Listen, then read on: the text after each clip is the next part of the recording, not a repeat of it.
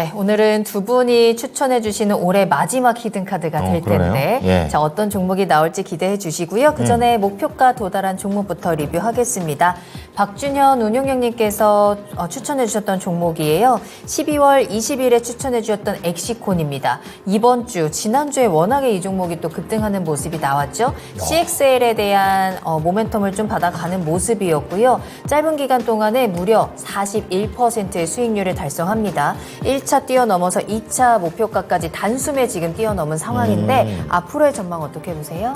예, 타이밍이 잘 맞았던 것 같습니다. 지난주는 제가 수요일 날 좀 출연해가지고 목요일 날 시가에 좀 사라고 그랬기 때문에 네. 시가가 13,930원에 시작을 해가지고 그 다음 지난주 날 금요일 날 네. 19,730원까지 단기간 올라갔는데 이 종목을 제가 추천했던 것 자체는 실질적인 CXL 관련 재료를 가지고 있는 장비를 만드는 회사인데 이 종목이 시장의 소외를 좀 받은 것 같다 그렇게 했지 않습니까? 네. 근데 제가 언급하고 난 다음 날 이제 그런 기사가 떴어요. 맞아요. 그래서 CXL 이미 1.1 버전은 만들어 놨는데 시장이 형성되지 않아 가지고 주목을 못 받았는데 CXL 버전 2.0이 이제 본격적으로 상용화될 건데 2.0과 관련된 장비를 내년 1분기에 개발하겠다. 예상은 가능성이 있는 게 제가 이 포인트 자체가 그 CXL 관련 그 상품 자체가 삼성전자가 주도하고 있다고 했지 않습니까? 회사가 삼성전자와 밀접한 협력 관계를 갖고 있다고 했습니다. 삼성전자와 더불어서 메모리 테스트라든가 번위 테스트, 비메모리 테스트 자체도 공동 기술 개발해왔기 때문에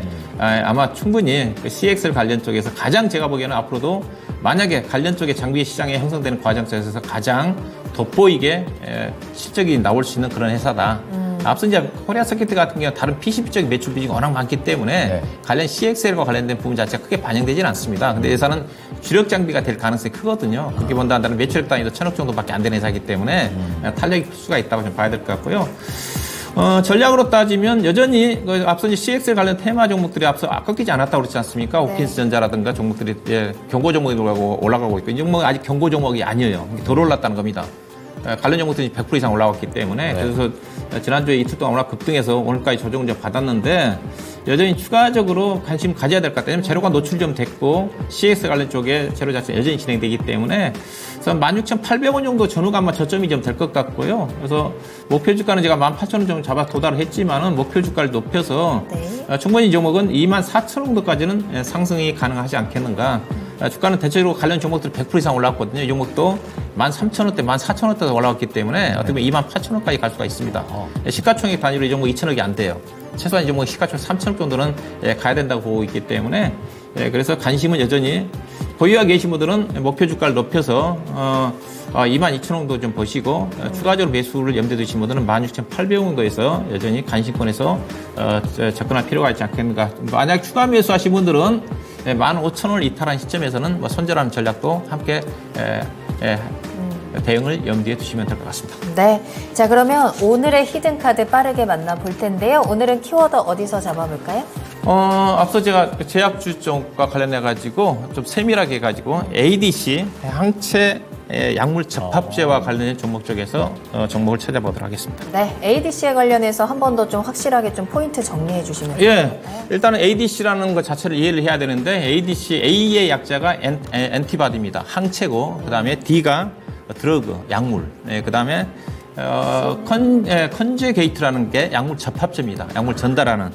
이게 이제 어떤 쪽이냐면 앞서 얘기했다시피 이제 암세포만을 우리가 치료할 때 암세포만을 제거를 해야 되는데 정상적인 세포까지도 약물이 들어가다 보면 죽는다는 거예요. 그게 항암 치료 받다. 그 항암 치료 방식에. 몸이 상합니다. 이렇게. 그래서 딱 이 ADC 방식의 약물 접합제 자체는 암세포만 공격하기 때문에 효과도 빠르고 상당히 정상적인 세포 자체는 그대로 유지가 좀 되는 거니까. 그래서 이 기술과 관련된 부분 자체가 작년도부터 이슈가 됐습니다. 삼성 바이오로스가 스위스인가요? 아리다스라는 회사를 좀 인수를 좀 하면서 글로벌 시장에서도 이미 론자를 중심으로 해가지고 일본 회사가 이게 핵심 기술을 가지고 있었거든요.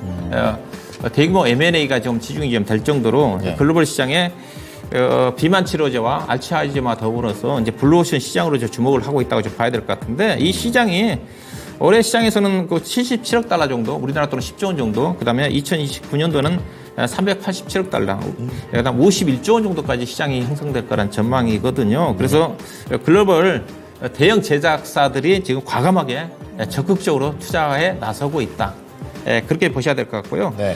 국내 같은 경우도 이제 국내 제약 바이오 기업들이 ADC 기술력을 인정을 우리나라 기술도 상당히 올라와 있습니다. 그래서 오늘 이제 레고캠 바이오가 그런 해외 쪽에 기술 2조 2천억을 받았던 거고요. 네. 그다음 앞서 지난주에 앞서 얘기했던 피노바이오가 3,300억 정도의 기술 수출을 했거든요.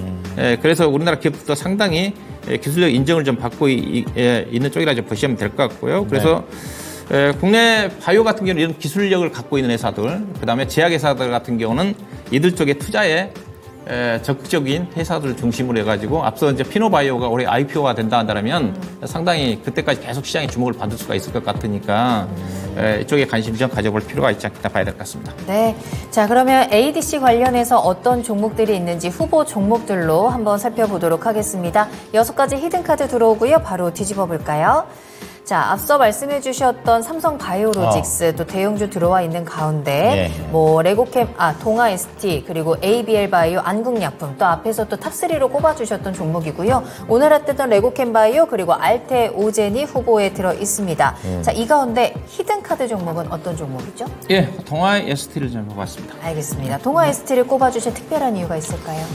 동아 ST는 전문 의약품 회사입니다. 아직까지 신약 개발 쪽으로 알려지지 않은 회사 쪽인데 매출액 한 60%가 전문 의약품 쪽이고요. 그다음에 이제 바카스 매출액이 약 25% 정도 차지를 합니다. 그런데 회사가 신약 개발과 관련된 부분 자체는 5개 품목이 있어요.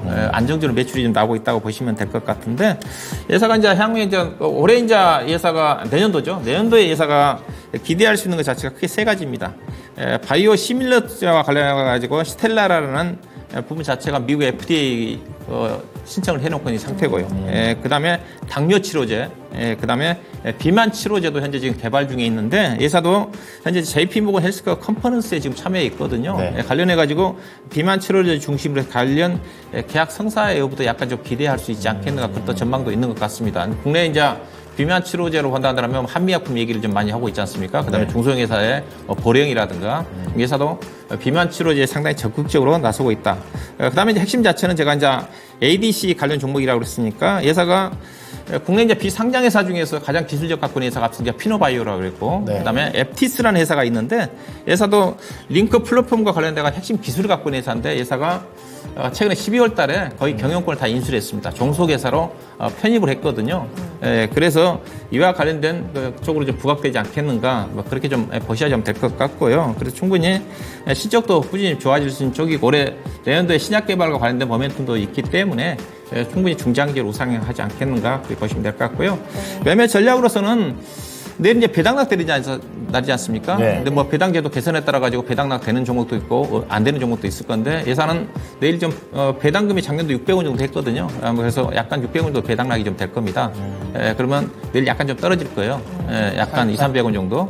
그러면 68,000원 정도 언저리 정도에서 매수 가격이 전개되지 않겠는가.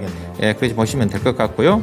목표 가격은 82,000원 정도 1차적으로 접시에 들어있을 거고 손절 가격은 최근 62,000원대에서 올라온 상태고 20일 평에서 62,000원대니까 62,000원을 이탈한 시점 이 정도면 손절이 필요 없다고 보고 있는 쪽인데 손절이 필요하신 분들 62,000원을 손절 가격으로 보시면 될 것 같습니다. 네, 운영형님의 이번 주 히든카드 기술력과 또 여러 가지 모멘텀 가득한 ADC 쪽에서 동아 ST 잡아주셨습니다.